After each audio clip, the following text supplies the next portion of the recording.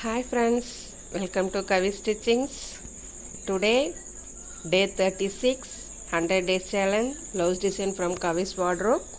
இன்றைக்கி நம்ம பார்க்க போகிறது பார்த்திங்க அப்படின்னாக்கா இந்த பேரட் க்ரீன் saree தான். இந்த பேரட் க்ரீன் saree இதில் வந்து ஆரஞ்சு மிக்ஸ்டில் வரும்.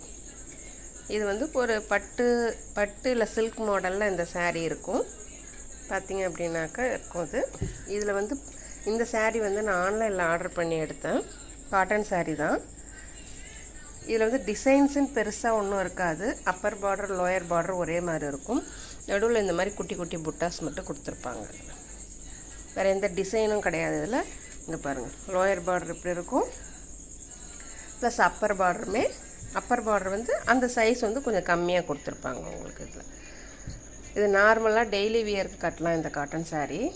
இந்த கலருக்காகவே, இந்த க்ரீன் பேரட் க்ரீன் ப்ளஸ் அந்த ஆரஞ்சு கலர் காம்பினேஷனுக்காகவே இந்த saree நான் எடுத்தேன். இது ஆன்லைனில் எடுத்த saree தான் இது.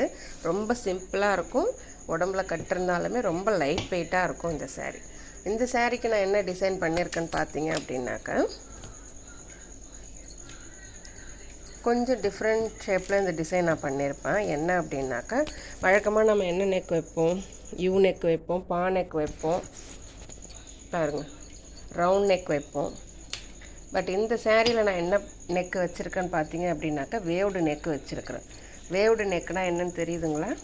பாருங்கள், வேவ்டு ஷேப்பில் இருக்குதுங்களா? இது உள்ளே வந்து அந்த கேன்வாஸ் இருக்குது இல்லைங்களா, அந்த கேன்வாஸ் யூஸ் பண்ணி இந்த டிசைன்ஸ் நம்ம கட் பண்ணி வச்சுட்டு அந்த வேவ்டு ஷேப்புக்கு தகுந்த மாதிரி நம்ம லேஸ் ஒர்க் கொடுத்துட்டோம் அப்படின்னாக்கா இந்த டிசைன் ஃபினிஷ் ஆகிடும். இது வந்து கரெக்டாக கட் பண்ண தெரிஞ்சவங்க அழகாக கட் பண்ணனாக்கா இந்த டிசைன் வந்து உங்களுக்கு பர்ஃபெக்டாக வரும் உங்களுக்கு. இது ப்ளஸ் நடுவில் எம்டியாக இருக்க வேண்டாமே அப்படின்றதுக்காக ஒரு பெரிய பேட்ச் ஒன்று வச்சுருக்கிறேன்.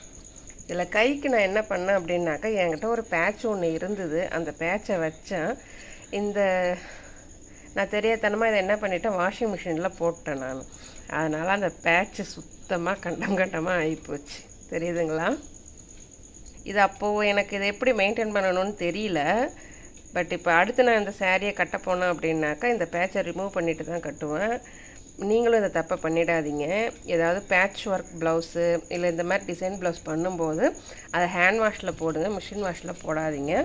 அதுக்கு இது ஒரு உதாரணம். இந்த ப்ளவுஸ்லேருந்து தான் நான் வந்து என்னுடைய ப்ளவுஸ் எல்லாத்தையுமே வாஷிங் மிஷினில் போடுறத விட்டுட்டேன். இது ஹேண்ட் வாஷ் மட்டும் தான் பண்ணணும் அப்படின்றத தெரிஞ்சுக்கிட்டேன். பட் இந்த பேட்ச் அவ்வளோ நல்லா இருந்துச்சு, அழகாக இருந்துச்சு. மிஷினில் போட்டதுனால இந்த மாதிரி ஆகிப்போச்சு இது. ஸோ இது ஒரு அவேர்னஸ் தான். அதனால தான் அதை நான் எடுக்காமல் உங்களுக்கு காட்டுறேன். நீங்களும் இதை ஃபாலோ பண்ணிக்கோங்க. இதுக்கு டெசல் பார்த்தீங்க அப்படின்னாக்கா, இது கடையில் விற்கிற டெசலை வாங்கி அப்படி தான் யூஸ் பண்ணியிருக்கேன். இதுக்கு நான் ஹேண்ட் டெசல் நான் பண்ணலை, டை நாட் நான் பண்ணலை. இது அதோடு தான் நான் விட்டுட்டேன் நான். ப்ளஸ் பார்த்தீங்க அப்படின்னாக்கா இதுக்கு ஒரு பேண்ட் ஒன்று பண்ணியிருப்பேன் நான். இந்த நெக் ரொம்ப சிம்பிளாக இருக்குது இல்லைங்களா? இந்த நெக்கு நீங்கள் யார் வேணாலுமே யூஸ் பண்ணிக்கலாம். எந்த ப்ளவுஸுக்கு வேணாலுமே இந்த நெக்கை நீங்கள் யூஸ் பண்ணி இந்த டிசைன் நீங்கள் ஸ்டிச் பண்ணலாம். இந்த டிசைன் எப்படி இருக்குன்னு எனக்கு கமெண்ட் பண்ணுங்கள். அண்ட் இந்த டிசைனை உங்கள் ப்ளவுஸ்லேயும் நீங்கள் ட்ரை பண்ணி பாருங்கள். தேங்க்ஸ் ஃபார் வாட்சிங்.